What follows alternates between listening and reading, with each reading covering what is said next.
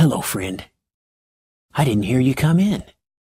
Welcome to another edition of Painting the Prophets.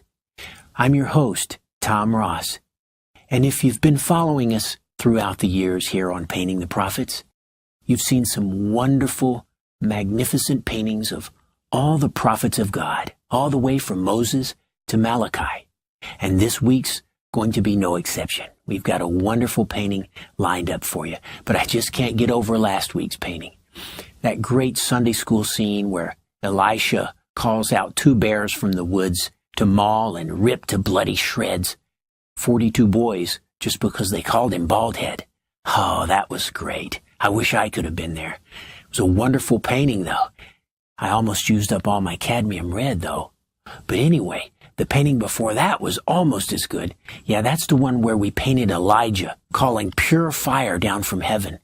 And it burned up all the prophets of Baal, just roasted them alive right there. Oh, I wish I could have seen it.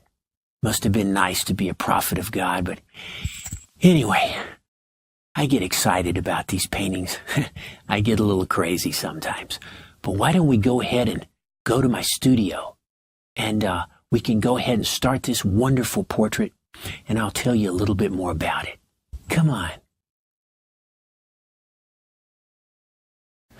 Welcome to the studio. This is where it all goes down. This is where I paint the wonderful and glorious prophets of God. I get chill bumps just thinking about it. I also get a colossal chubby. Anyway, we're going to be painting arguably one of the greatest prophets who ever slept with a 9-year-old.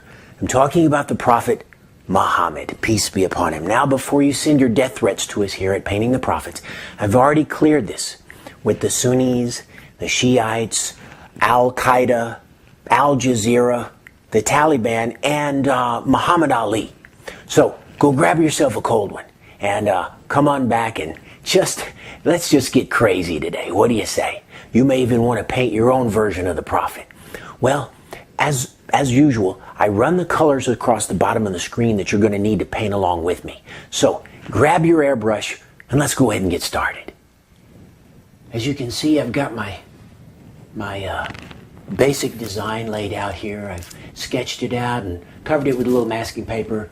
And first thing I always like to do is paint the background.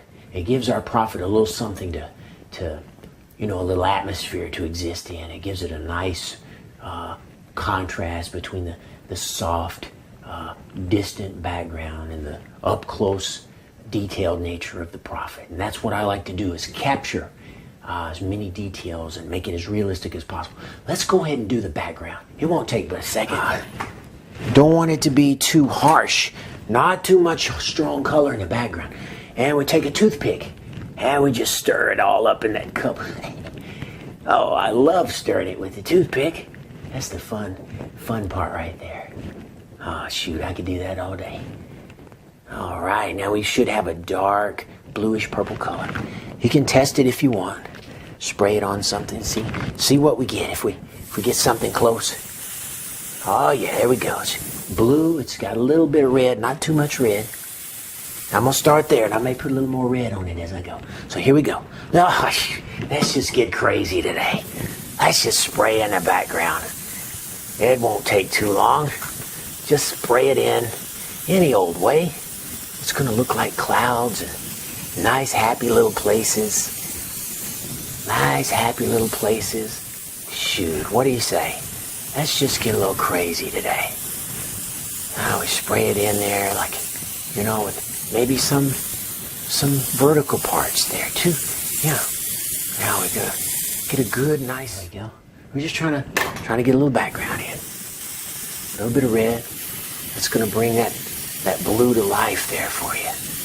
It's gonna bring that blue on up into purple land.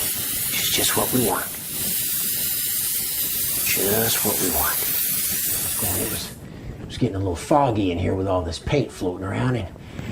Well, I went ahead and just blocked in the background. As you can see, this is going to be a very dark painting.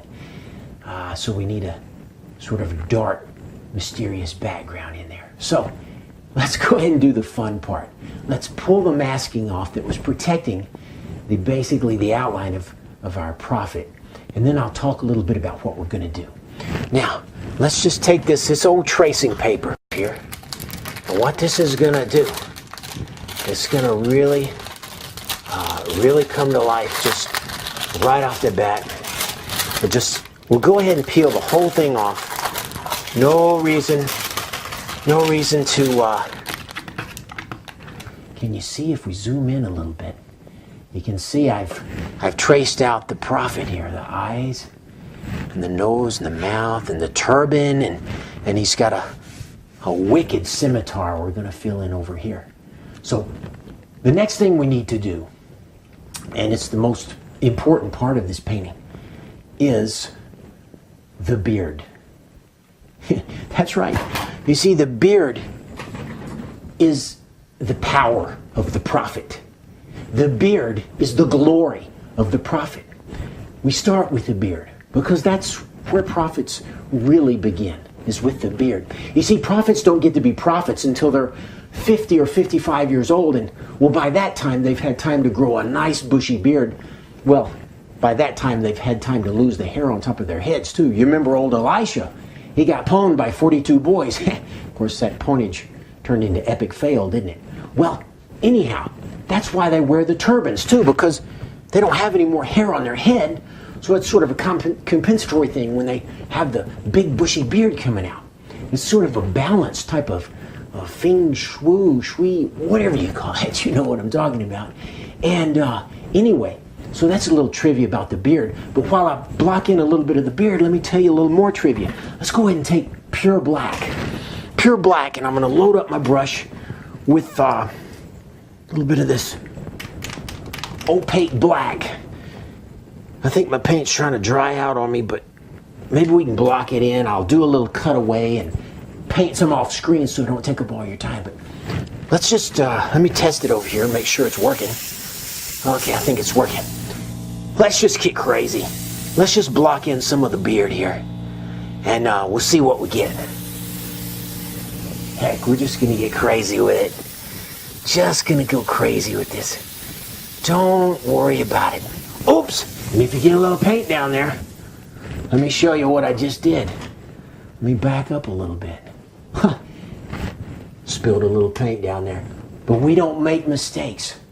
We just let God allow us to exercise our free will to do things we didn't really intend to do.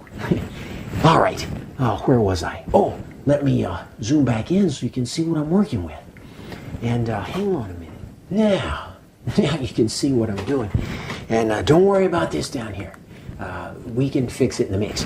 Now, let's just fire it in there. Now, I won't get so happy this time. Whoa. Oh, it's going to be a big bushy beard. Well, another thing about the beard is it tends to intimidate people who disagree with your point. And the reason they carry the sword is so that if the people don't get your first point, maybe they'll get your second point. And so we're going to have a sword coming out here just big and shiny and just really just, it's going to be, you know, it's going to be important. It's an important accessory for prophet God, because well, you got to have, you got to have some kind of, backup in case your argument doesn't work. Now, and another cool thing about the beard is when you make it real big and bushy, you sort of have a place for all God's little creatures to live. Fleas, lice, and I like to think that all God's little creatures have a happy little home. So I'm going to make the beard real big and bushy. Oh, just fire it right in there, just black, and we're not going to worry too much.